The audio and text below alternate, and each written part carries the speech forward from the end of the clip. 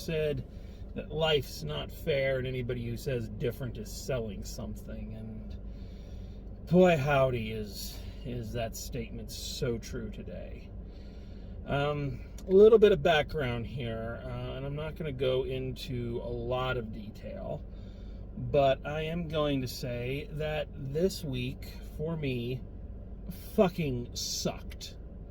Like, the depths to which it sucked are many, both personally and professionally. It just, and this is coming off a previous week of sucking, and, you know, I'm going to be honest here, 2022 has just, it has been 2022. In fact, I think 2020 was better than this year, to be completely honest, for me personally. However, I digress. And all I wanted to do is to do what I do. I wanted to take all of this rage, this anger, this frustration, this just pent up aggression, and aim it somewhere, someplace. You know, you can't rant online anymore. You know, you don't want to leave a vague book status. You know, I've done that already. You know, but you got all this anger. It has to go somewhere, else you're going to explode. And all I wanted to do was watch an unquestioningly shitty movie and just cut it up. That's what I wanted. I wanted another Snake Eyes. And I saw the trailer for this thing. And I thought, you, my friend, you're dead. And so I came home, I showered, I sat, and I watched this movie. And it's just the way my life is going. It's just the way this week has gone. It didn't suck. Matter of fact, it's worse than not sucking. It actually had a lot of good in it, but had major problems that keep me from all the way liking it. So I'm trapped in this fucking nexus, this goddamn fucking purgatory, where I can't completely praise the film and I can't completely bash on it. Now, critically, that offers a lot of great areas for discussion and conversation, but from an emotional standpoint, I either want to be uplifted or I want to slam something. Okay, I don't want this in-between shit. But in-between shit is what we've got. So let's do this. Let's talk about Chip and fucking Dale's fucking Rescue Rangers. And pardon me in advance if there's way more profanity in this than there really is necessary, but it's been that type of week. I should also state, for the record, that I was ready. I was ready to carve this movie a new one, because 90s kid, baby. 90s kid. Disney afternoon, represent, bitches. DuckTales, Tailspin, Darkwing Duck, you know, the holy quadrillion, what do you call it? Well, there's 4 of them, because there's Goof Troop, so I guess there's 5, you know, but fucking Disney afternoon, bitches, that was the shit. And Chip and Dale's Rescue Rangers was my absolute favorite. And it was better than DuckTales and Darkwing Duck. There, I said it. I'd say it again if I had to. Come at me. All right? I loved Chip and Dale's Rescue Rangers. Loved it so much. So when I saw this, I'm like, they're going to bastardize the Rescue Rangers. Oh, well, this means war.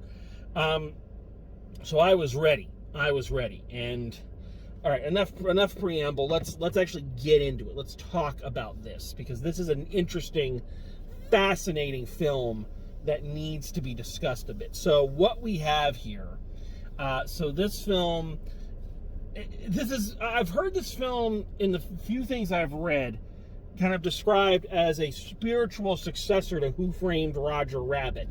And I definitely see that. So we are in a world where cartoon characters and humans live side by side. and into this world are Chip and Dale. In this, in this version of the story, they're two childhood friends who became stars and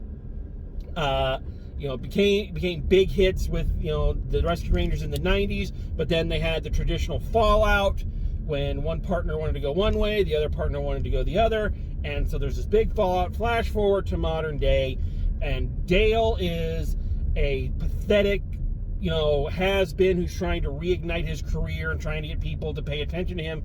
Chip is a sad, lonely person who sells insurance and lives with his dog, and then in the midst of this, their old friend from the show, good old Monterey Jack, is kidnapped by some cartoon mob, essentially, and Chip and Dale have to team up to go find him. Okay, interesting enough story, really. So let's start out first with what I need to praise about this movie, because there really is a lot to praise. Visually, there is just so much going on. I've spoken at length about my distaste for, I remember that, nostalgia boosts, the Ready Player Ones of the world. And this film does kind of get into that, but it's so clever in what it does. Again, they say it feels like the spiritual successor to Who Framed Roger Rabbit, and it really does, because it's not just Disney characters in there, it's like they have everything. I don't know how they got permission. I guess because they're Disney and they can kind of do what they want to do. I don't know how they got permission to get half of these characters into this thing, but like there are just references and characters of all kinds just everywhere in this. There's a scene where they're going to a gym and they pass by a steam room and Randy Marsh from South Park is in there. Fucking A. The fact that I would see Randy Marsh, like, not just like the best character from South Park, but like the fucking worst in terms of what he does and says in a Disney movie. That is the same kind of visceral shock we got back in the 80s when we saw Roger Rabbit and saw all the sex jokes they were doing with Jessica. It was that level. And so they really got clever. I also loved how they really extended the definition of animation. In Who Framed Roger Rabbit, it was basically the Disney characters and the Warner Brothers characters, which were the same type of animation, basically. Obviously different studios and different looks, but the same type of animation. Here you've got older animations, you've got a whole reference about early CGI characters who looked very human but still didn't look quite right. You got characters like from South Park, you got CGI, modern CGI reboot characters. There are just all the puppets.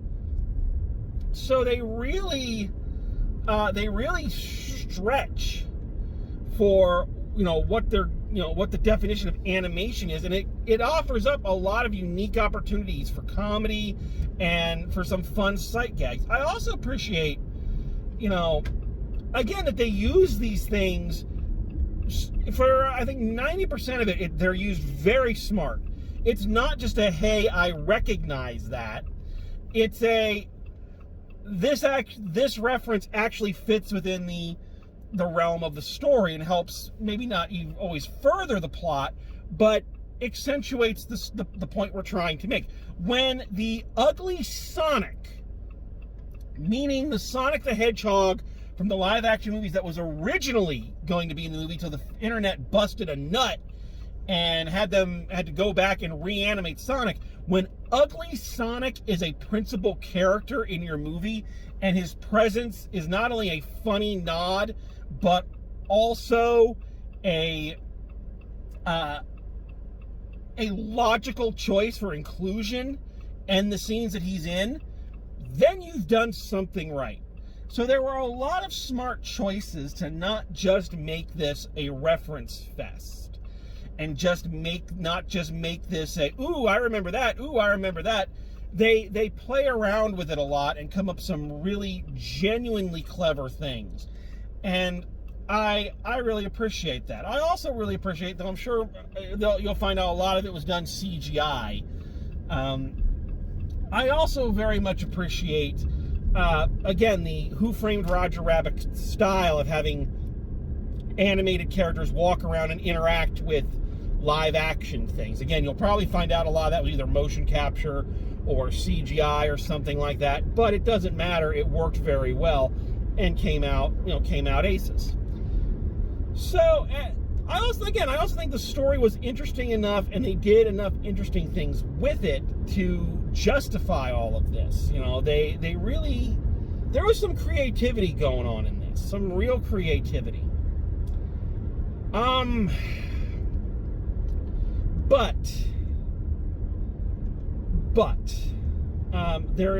This is not a perfect movie, and there are some really, really glaring things about this film that make it hard for me to go yay this movie, because there's just, and I want to acknowledge up front that a lot of this is personal preference. And again, that should be obvious. I'm a critic, and no matter how schooled or educated or eloquent a critic is, they're just a person building off their own preferences and tastes.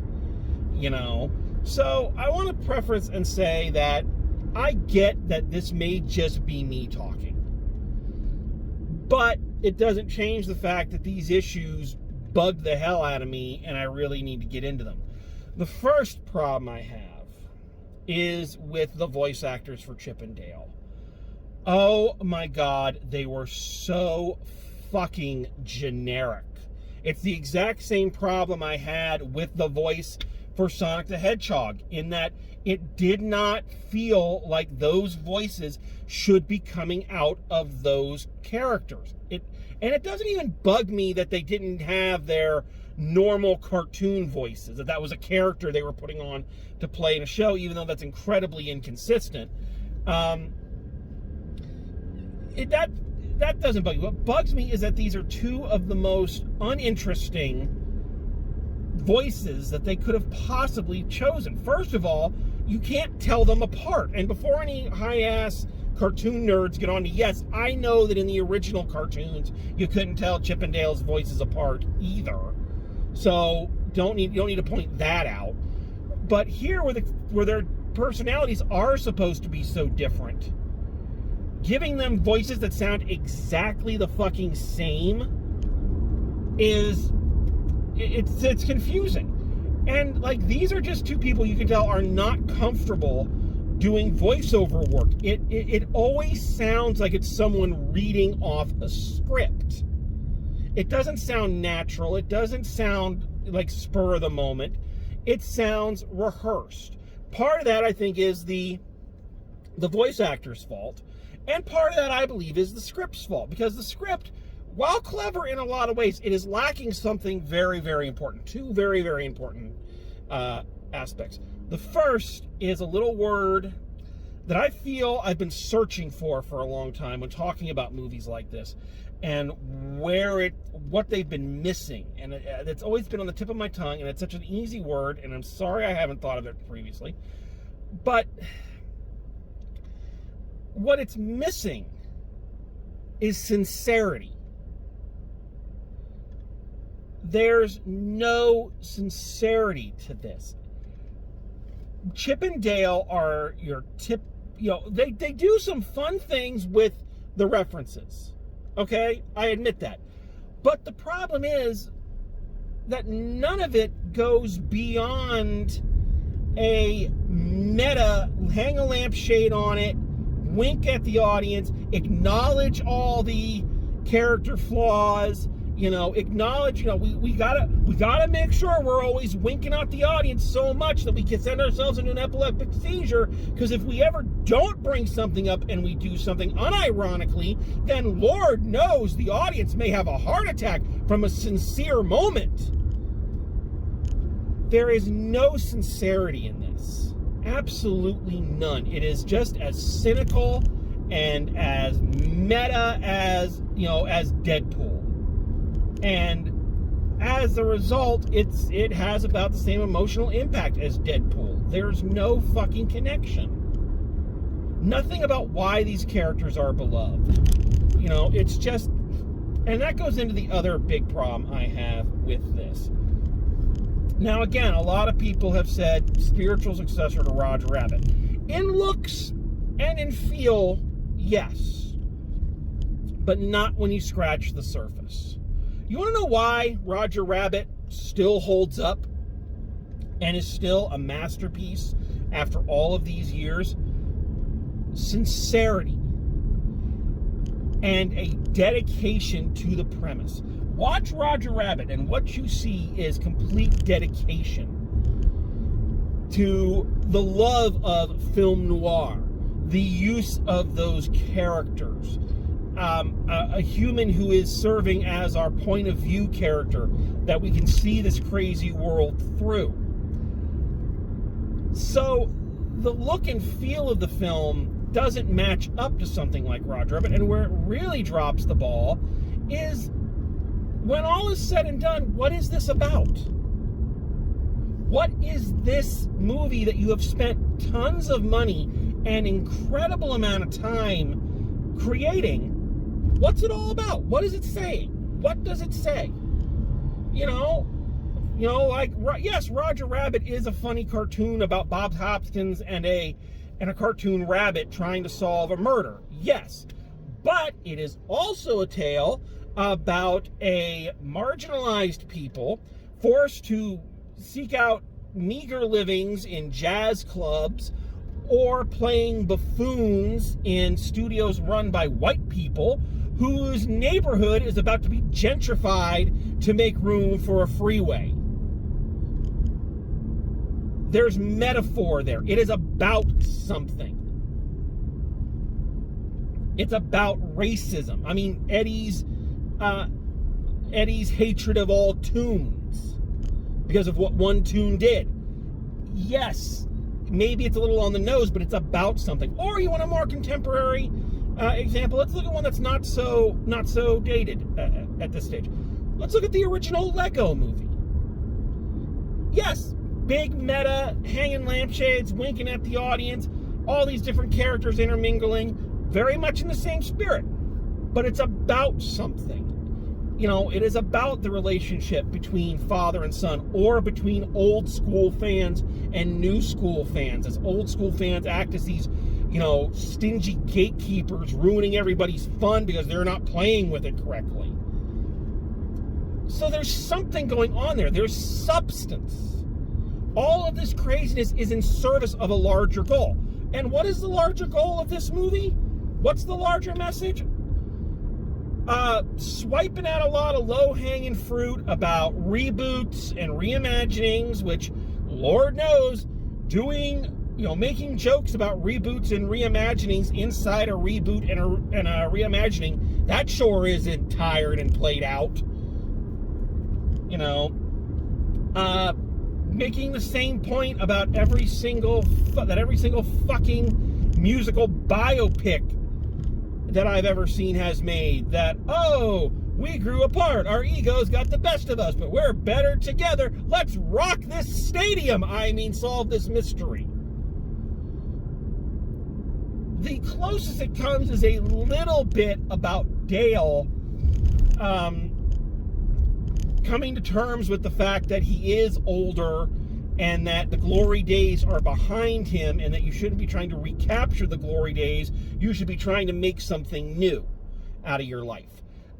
But that's like a throwaway line that is dwarfed by all of this other stuff. Like, okay, for instance, I always say, if you can't think of a better solution, then don't complain. All right, so how about this?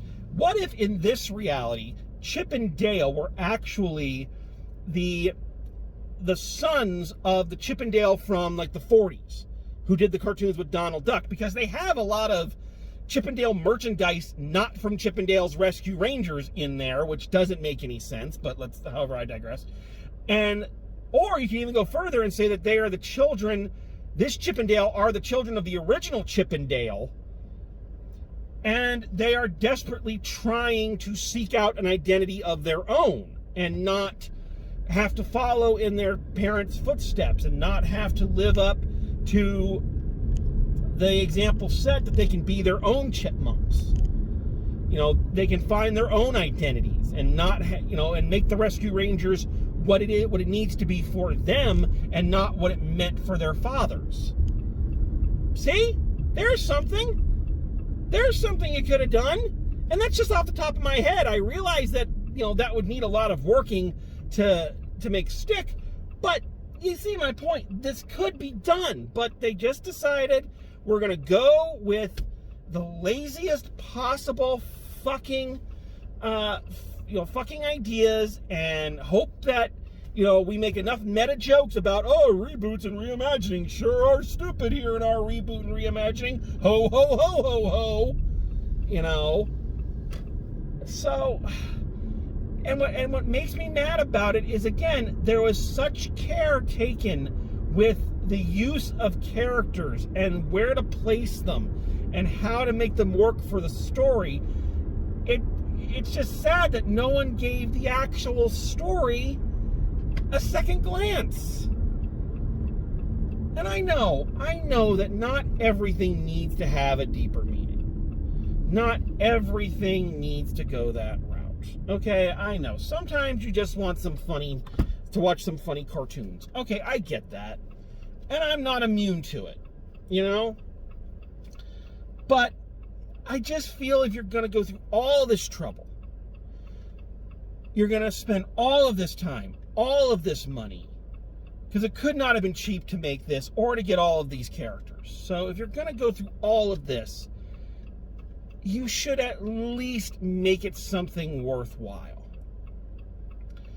That's all I'm saying. That's why things like the first Lego movie, that's why Who Framed Roger Rabbit, that's why those work and why they continue to work. Whereas this will be a funny kind of ha. It's going to be the big thing on Netflix, or not Netflix, on Disney Plus for maybe a month, and then everyone's going to quietly forget it. Because there's nothing left on the bone. So, again, if you watch this, you'll probably have fun, but you're not going to remember much about it the next day. So, just be aware of that. So, there you have it. So, final grade for Chip and Dale's Rescue Rangers. I'm going to go a C+ on this one. Again, there's stuff in here I like, and there's stuff in here that works very well, but the lack of sincerity and the lack of substance really, really hurts it to me. And when I think what you could have done with this and didn't, it makes me very sad. So, C+ for Chip and Dale's Rescue Rangers. All right, so there you have it. I mean, it was a good critical exercise, but man, I really wanted to rip this movie apart. Maybe next time. All right, well, thank you all for joining me. Thanks for coming along. I hope your week was better than mine. Of course, God, I would hope that would not be a high bar to hurdle. But I hope your week was better than mine. I hope your next week is better than mine. I hope all your weeks are better. And that eventually we're all okay. So, thanks for joining me. And as always, drive safe. And I will see you at the movies.